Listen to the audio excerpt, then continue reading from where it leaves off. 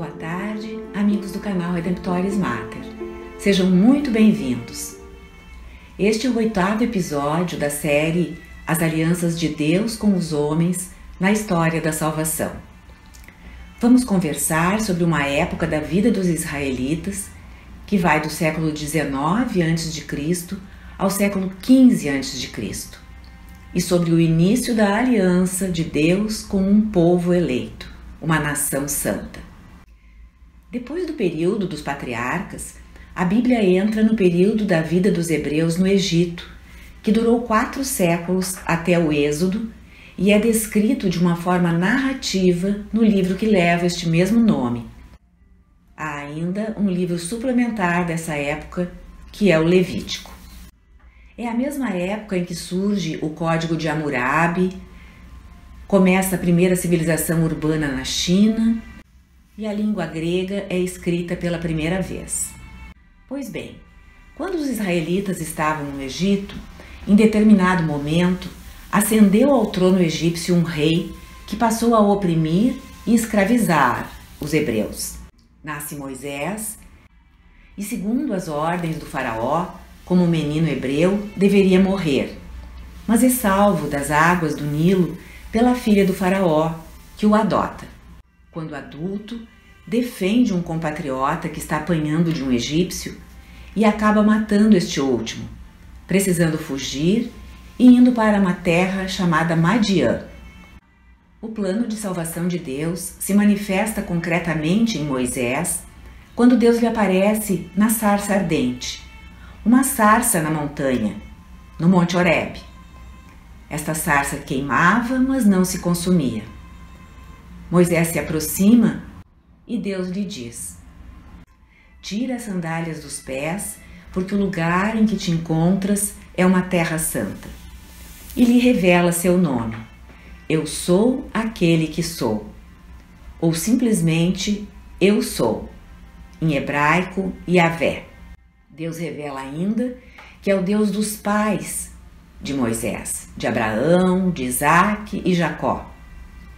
Deus diz a Moisés que viu o sofrimento do seu povo no Egito e veio livrá-lo e guiá-lo a uma terra fértil e espaçosa. Então manda Moisés retornar ao Egito e libertar os israelitas da escravidão, prometendo que estará com ele. Moisés se dirige ao faraó, revelando-lhe o comando de Deus. O faraó deve deixar o povo ir adorar a Deus no deserto. Isto só traz o exacerbamento da escravidão, maiores exigências de produção no trabalho, com mais dificuldades, até para a obtenção da matéria-prima que antes lhes era fornecida. Mostrando a sua supremacia, Deus manda as 10 conhecidas pragas sobre o Egito.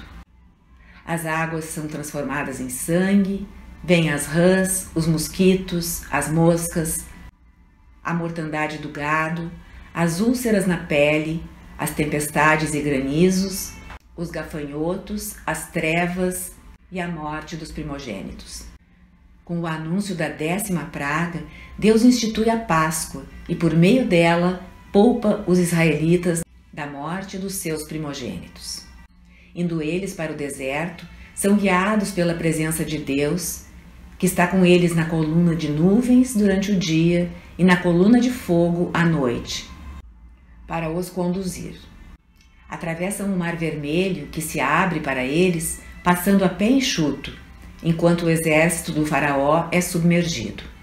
No deserto, o povo começa a queixar-se de falta de água e comida, e Deus milagrosamente os alimenta com o pão do céu, algo que eles não conheciam e por isto chamam de maná, que na sua língua significa: o que é isto? E Deus também lhes dá água que emana de uma rocha tocada por Moisés ante a ordem que recebeu do Senhor. Então eles chegam ao Monte Sinai e ali Deus lhes dá os 10 mandamentos. Os 3 primeiros se referem ao amor a Deus e os 7 últimos ao amor ao próximo. Esta estrutura Jesus retoma quando estabelece os seus 2 grandes mandamentos: amar a Deus sobre todas as coisas e amar o próximo como ele nos amou. Além dos 10 mandamentos, Deus ainda dá outras leis de aliança para Israel. Esta experiência do Sinai culmina com uma liturgia em que Deus ratifica a aliança com Israel e o povo jura solenemente guardar essa aliança. Moisés oferece um sacrifício, aspergindo parte do sangue dos animais sacrificados sobre as pessoas e parte sobre o altar, que representa o próprio Deus. A liturgia termina com uma comunhão em uma refeição partilhada por Moisés e os 72 anciãos escolhidos de Israel, que contemplam Deus e em seguida comem e bebem, como narra o capítulo 24 do Êxodo. Moisés sobe a montanha para receber instruções de Deus sobre como construir o tabernáculo. Nesse meio tempo, o povo, impaciente, faz um bezerro de ouro para adorar e já infringe a aliança, a recém-feita, e o primeiro mandamento. Moisés intercede e a aliança é renovada. A seguir, é construído o tabernáculo segundo as orientações recebidas de Deus. Quando ele é dedicado a Deus, a nuvem de glória do Senhor desce sobre ele, assinalando a perpetuação da presença de Deus no meio do seu povo, como estivera no deserto, através das colunas. No livro do Levítico, descrevem-se outras leis ligadas à oferta do sacrifício, à pureza ou impureza dos alimentos, a doenças, o dia da expiação dos pecados, como praticar a santidade ritual e moral, qual a santidade requerida dos sacerdotes, as festas a serem celebradas liturgicamente, assim como o ano jubilar a cada 7 anos, bênçãos e maldições para quem mantém ou quem quebra a aliança. O sacrifício de animais é destinado a expiar os pecados e aponta para o sacrifício de Jesus na cruz. Além da expiação dos pecados, alguns dos sacrifícios tinham por objeto a ação de graças e a comunhão com Deus, como vemos no livro do Levítico, capítulo 7. Nos próximos episódios, vamos examinar vários aspectos desse período bíblico. Obrigada por terem estado conosco.